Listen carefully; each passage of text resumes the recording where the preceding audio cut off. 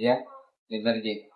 Jadi para pemirsa sekalian, kali ini saya akan berbincang bersama dengan Bapak Saifuddin Tata SAG, ya.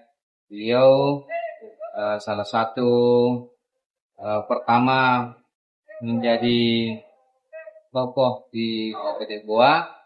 Kemudian banyak pergerakan-pergerakan yang diikuti oleh beliau, ya.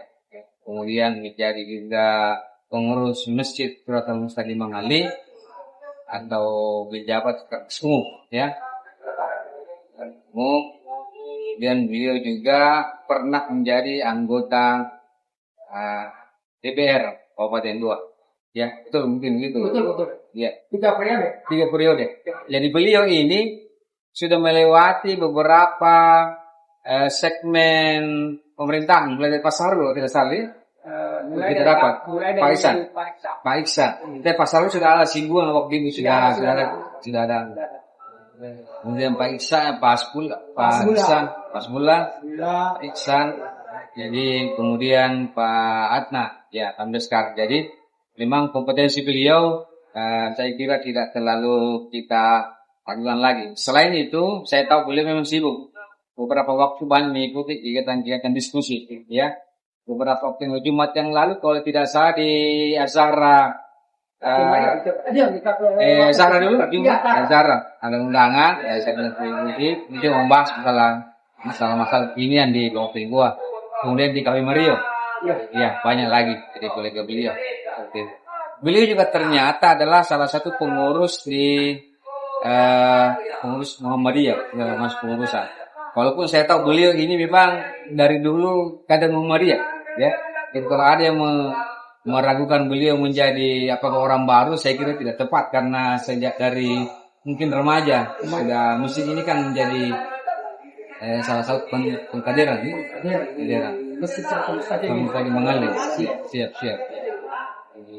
Jadi mungkin kalau saya tanya dulu, menurut Bung Rasta ini apa itu politik dulu? Kita pemanasan dulu. Apa itu politik menurut seorang Saifuddin Tata? Jadi politik itu adalah cara untuk meraih suatu kekuasaan. Untuk kekuasaan itu untuk kekuasaan itu bagaimana untuk kepentingan masyarakat. Iya, karena tidak bisa kita melayani masyarakat tanpa adanya kekuasaan yang lebih besar. Betul. Jadi kita tidak bisa membuat lebih banyak kalau kita tidak masuk di sistem. Pastinya dari sistem itu ya kita masuk di satu partai, tentunya di politik. Dan sebagaimana saya sebutkan tadi bahwa di politik itu adalah bicara untuk meraih kekuasaan, untuk bagaimana bisa kita mensejahterakan masyarakat. Iya. Walaupun mungkin beberapa orang mengatakan politik itu satu hal yang harus dijauhi. Bagaimana menurut Rasta masalah itu? Karena ada yang mengatakan politik itu ya hitam putih juga, ada yang darah bersih darah kotornya, gimana tuh? Saya memaknai justru politik itu dianjurkan di dalam Islam. Iya. Karena politik itu adalah bagaimana cara kita itu bisa memberikan nuansa yang lebih baik kepada masyarakat. Tentunya di politik ini juga harus memang dasar imam seperti itu. Iya. Betul. Kalau ada pameo yang mengatakan Bung Rasta bahwa dalam politik itu tidak ada kawan abadi, tidak ada musuh abadi, yang jelas sangat penting. Bagaimana? Jadi memang politik ini kalau kita maknai memang bervariasi. Jadi di politik itu bisa saja hari ini teman, besok bisa jadi lawan. Karena di politik itu tidak ada memang kaum abadi, tapi di politik itu adalah kepentingan. Jadi pengalaman tak selama berkiprah di politik ini, apa yang secara khusus mungkin di Goa, apakah ada perbedaan suasana semenjak kita mungkin masih jadi hewan dengan keadaan sekarang? Apakah menurut kita ada nuansa agak berbeda kesannya atau keadaannya? Kalau saya lihat persidangan sekarang ini sangat jauh perbedaan. Ya. Apalagi dengan kondisi sekarang ya. Ya. Perlu kami sampaikan bahwa kondisi sekarang ini di Kabupaten Goa agak kurang baik. Kenapa saya katakan kurang baik? Karena adanya perseteruan antara DPR dengan pemerintah daerah dalam hal ini bupati. Ya. Dan ini karena seperti itu, yang dirugikan adalah rakyat. Menurut kita kira-kira bagaimana posisi yang baik bagi kita sebagai warga biasa ini, ya, terhadap fenomena konflik ini? Berpihak kemana harusnya kita ini? Karena kan saya lihat ini juga rakyat ini terpecah dua ini, Pak. Ada yang pro, ada yang kontra. Di antara keduanya, baik dari eksekutif maupun legislatifnya. Bagaimana seharusnya kita bijak Jadi menarik memang. Jadi menarik sekali. Menarik ini akan disampaikan bahwa tentunya memang sekarang ini terjadi pro dan kontra. Tetapi saya melihat apa yang dilakukan oleh lembaga legislatif dalam hal ini DPR itu dilakukan secara konstitusional. Sesuai dengan aturan. ada dasarnya, ya. Ada dasarnya berdasarkan dengan adanya masukan dari masyarakat. Perlu diketahui bahwa ada 3 hal yang menjadi tuntutan masyarakat sekarang terkait dengan pakaian seragam gratis yang kurang lebih 16 miliar. Yang kedua adalah pemotongan biaya siswa. Dan ketiga adalah perselingkuhan bupati. Tentunya saya membuat apa yang dilakukan DPR ini ya bagus. Tinggal kita menunggu hasil. Jadi kita menunggu hasil karena hasil ini ada hasil yang nanti akan digiring ke Kementerian Dalam Negeri dan Mahkamah Agung.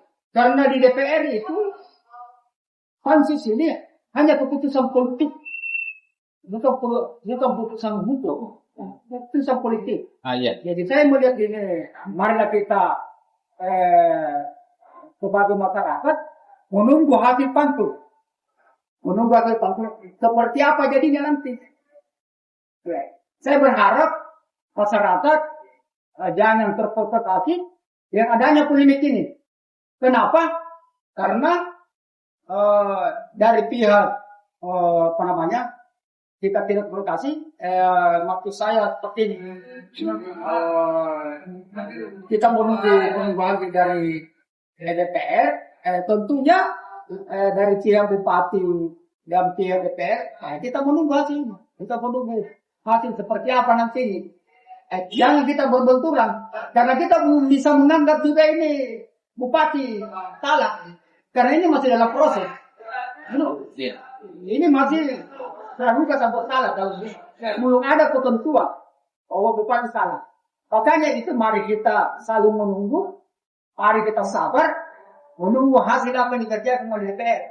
Seperti. Ya. Tapi menurut kita ini, kira-kira apakah memang ada standing posisinya DPR melakukan istilahnya penggalian fakta karena masalah ini? Apakah itu karena ini kan bukan lembaga hukum, dari saat itu kan lembaga pemerintahan. Ini kan pro kontra juga, ada yang mengatakan apakah boleh DPR sampai kepada tahap ranah privasi, bukan ranah masalah kebijakan. Bagaimana menurut kita? Kalau saya melihat ini, apa yang dilakukan oleh DPR ini, saya pikir sah-sah saja.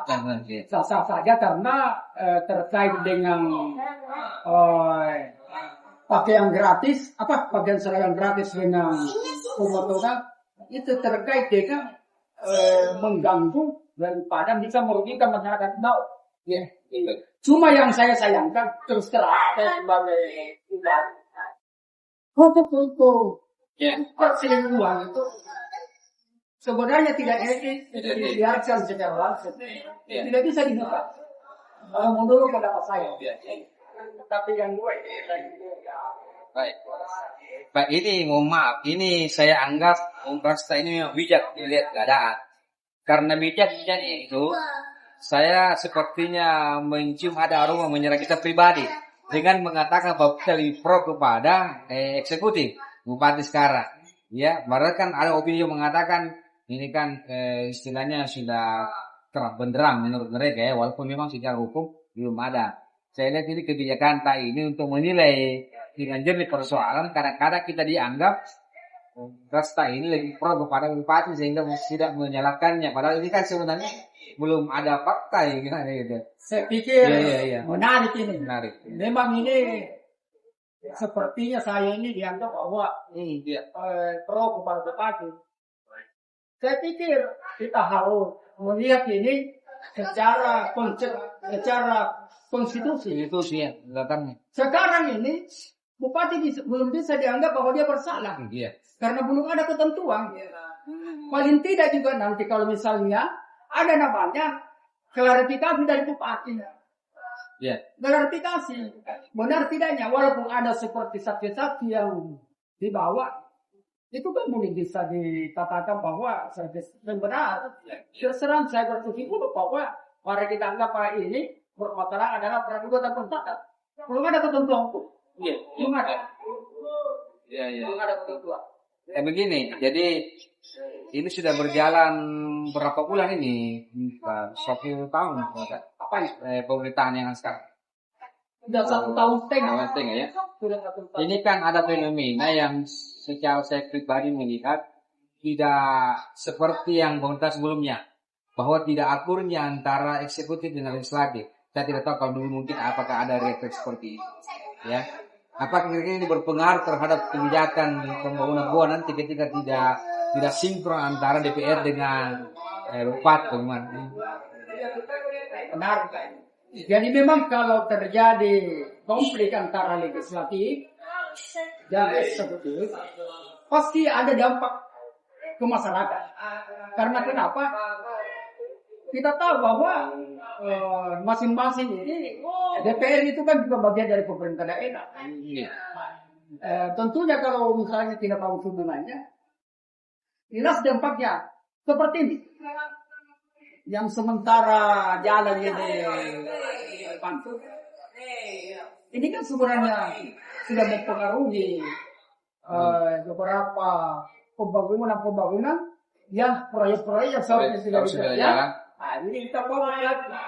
Jadi kalau misalnya kalau hubungan legislatif dan eksekutif tidak bagus, pasti dampaknya berpengaruh kepada pembangunan. Iya. Itu otomatis. Tapi menurut kacamata kita atau mungkin penerawangan batin kira-kira apa? Kira-kira ada pihak yang akan dihitungkan dalam keadaan ini? Apa kira-kira ada pihak enggak keadaan ini kira-kira bagaimana? Ini enggak. Sebenarnya persoalan ini saya tidak bisa katakan bahwa ada yang diuntungkan. Makanya dari awal saya katakan bahwa kalau misalnya kambingnya nanti ini kita ini mengandaikan. Iya. Andaikan misalnya hasil daripada pansus ini ada fakta yang akurat, jika misalnya diputuskan oleh Mahkamah Agung bahwa seperti itu terjadi, itu bisa memang diturunkan, ini dimaksudkan. Tapi itu putusan dari Mahkamah Agung sebagai putusan hukum. Jelas kalau misalnya turun pasti ada yang diuntungkan dalam hal ini. Jelas kalau misalnya bupati turun, berarti ya karena otomatis itu seperti itu. Jadi ini memang suatu hal yang tidak diprediksi sebelumnya karena keadaan ini tiba-tiba berlanjut. Saya lihat kemarin di media sosial juga itu ada sebuah ini kan semacam opini ini kadang-kadang berpalit, ini bola ini berpalit ya. Sekarang saya lihat ini kalau saya pantau di media mantan sopir yang kemudian dinonaktifkan itu kan juga ini bersaksi ya bahwa ternyata ada fakta lain yang tetapi jadi ini memang tidak bisa kita berdiri sukses. Tapi kalau menurut kita, kira-kira kapan hal ini prinsip ini kapan selesai kira-kira kasus ini? Ya, apakah masih berlanjut sampai beberapa bulan, tapi awal tahun depan kira-kira? Kita berharap, karena kalau saya lihat salah, ada memang apakah di aturan itu bahwa paling lama ini 60 hari. Nah, 60 hari kalau saya tidak salah, kalau saya harus selesai tapi ini sekarang proses di DPR bagaimana? Apa sudah rampung atau bagaimana? belum, Masih menggali terus? masih menggali belum. Jadi makanya dari awal saya katakan bahwa mari kita menunggu hasil daripada kerja-kerja DPR. Ya. Kita tunggu, kita lihat. Kalau itu ya, makanya karena memang kalau kita tidak sabar ini, seperti yang kita katakan bahwa memang terjadi pro kontra ini permasalahan. Makanya nanti ini kita menunggu proses kerjanya pansus. Misalnya nanti kalau sudah selesai dan sudah ada pernyataan pendapat dari hasil pansus, Ya. kita lihat nanti seperti apa. Ya. Nah sekarang begini Bung Berta, dari pergaulan tak dengan banyak tokoh-tokoh di Goa, kira-kira opini mana yang lebih kuat sekarang itu? Kira-kira menurut kita dengan pergaulan tak dengan banyak tokoh-tokoh di Goa, temannya kegiatan-kegiatan diskusi, jadi forum diskusi banyak tempat, opini apa yang lebih dominan sekarang?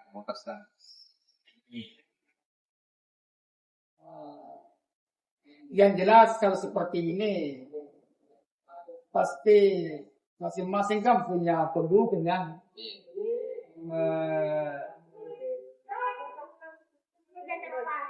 Masing punya pendukung.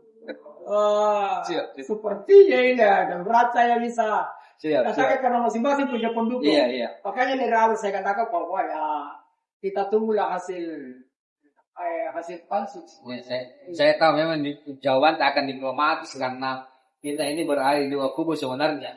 Mendukung juga teman-teman di DPR dan teman-teman dari DPR. Tapi menariknya begini, Bung Baska. Ya. Mengapa dalam penggalian saksi banyak orang-orang yang pemerintahan itu bersaksi yang kuat pikirannya? Kenapa dalam keterangan saksi itu kadang-kadang orang saksi yang dimunculkan di DPR itu kan orang internal pemerintahan, pejabat. Justru kontak dengan atasannya, bosnya. Kenapa bisa begitu? Apa yang terjadi? Ini juga yang menjadi menjadi pemikiran kita bersama juga ini. Seharusnya ini yang dari pemerintah ini harus minta wacana kepada atasannya. Tapi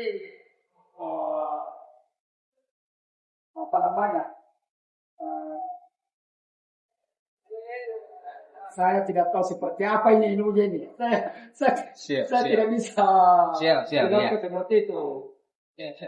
Ya saya agak flashback ke belakang dulu tentang kiprah dulu dalam politik. Ya, jadi sekarang kan memang seperti disampaikan tadi agak beda keadaan. Ya, di kalau dulu di zaman kita menjadi anggota dewan, kira-kira bagaimana hubungan antara bupati dan dewan baik sampai sama sebenarnya tidak rumit ini. Tidak rumit ini. Di politik itu yang harus dihindarkan adalah komunikasi. Kalau komunikasi ada era Pak, saya pikir tidak ada apa-apa. Dulu waktu masa Pak dan dapatkan komunikasinya itu luar biasa sekali. Iya. Artinya dia masing-masing melihat fungsinya masing-masing. Bagaimana fungsi pemerintah daerah, maksud saya eksekutif, bagaimana fungsi DPR. Karena kenapa? Di DPR itu ada 3 fungsi. Ada 3 fungsi pengawasan, fungsi budget anggaran Banyak anggaran. dan fungsi peraturan daerah. Nah kalau ini fungsi kita jalankan masih dengan baik, ada saja. Jadi sebenarnya ini di komunikasi. Insya Allah kalau misalnya komunikasinya di sebelah eksekutif bagus, tidak akan terjadi apa-apa. Nah memang kalau tidak bagus hubungan, pasti pemerintah ini kacau balau. Iya. Kacau balau. Siap. Yang mungkin terakhir ini yang saya mau bahas. Kalaupun ini andai kata terjadi ada perubahan struktur formasi pada daerah kira-kira. Ya, kira-kira kan otomatis secara hukum aturan yang ada kan wakil. Dan saya tahu Bu Kasta juga sangat dekat ya. Tapi kira-kira bagaimana kiprahnya nanti ke depan kalau Pak Darmawan nanti umpama gitu kan belum apakah akan kemudian bisa mengambil cepat keadaan menjadi ditenangkan bagaimana? Ya, ini kan misalnya, Ya. ini kan kita berbicara, misalnya kalau misalnya, Secara aturan saja ini ya. Secara bupati misalnya turun, apa tempat wakil dari. Kami berharap mudah-mudahan wakil bupati ini bisa mengambil langkah-langkah yang bagus, Menenangkan situasi, baik yang pro kepada bupati sebelumnya, untuk bagaimana ini doa kita kondisi lebih bagus. Iya. Iya. Baik. Ya, baik. Terima kasih Bu Kasta. Akhirnya ini baru ini langkah pertama kita melihat barang yang ada. Ini cuma bagaimana istilahnya suara dari bawah yang kita bahas tadi, dan kita memikirkan juga Bu Kasta karena tentu punya informasi yang tidak diketahui oleh istilahnya secara publik ya, karena banyaknya kemudian interaksi dengan Bisa presiden terakhir. silakan. Jadi presiden terakhir, saya berharap masyarakat Goa harus sabar menunggu hasil kerja pansus BTR yang mana sementara bergulir ini, kita menunggu hasilnya supaya jangan kita betul-betul kan, karena saya tahu bahwa pasti ada pro dan kontra. Jadi saya berharap mari kita jaga Goa kita ini, karena Goa ini adalah milik kita semua. Jadi sekali lagi saya berharap tunggu hasil pansus bagaimana, apakah ditolak atau diterima, karena tetap akan dibawa ke pusat, dibawa ke Mahkamah Agung, dan Mahkamah Agung itu karena bupati itu di-SK oleh Kementerian Luar Negeri, tentunya harus kolaborasi dengan benar-benar seperti apa nanti hasilnya kita lihat. Ya, luar biasa. Ini saya kira closing yang menyejukkan untuk kita semua. Jangan sampai antar warga Goa ini ada ketontokan ya, karena siapapun yang menang sama yang kalah, tapi kalau ini sebuah perseteruan, korbannya pasti orang Goa juga ya. Istilahnya kita berharap dan berdoa yang terbaik untuk kita. Demikian mungkin, terima kasih waktu kita atas penampilan channel Desiakti terus bisa berikan opini untuk demikian.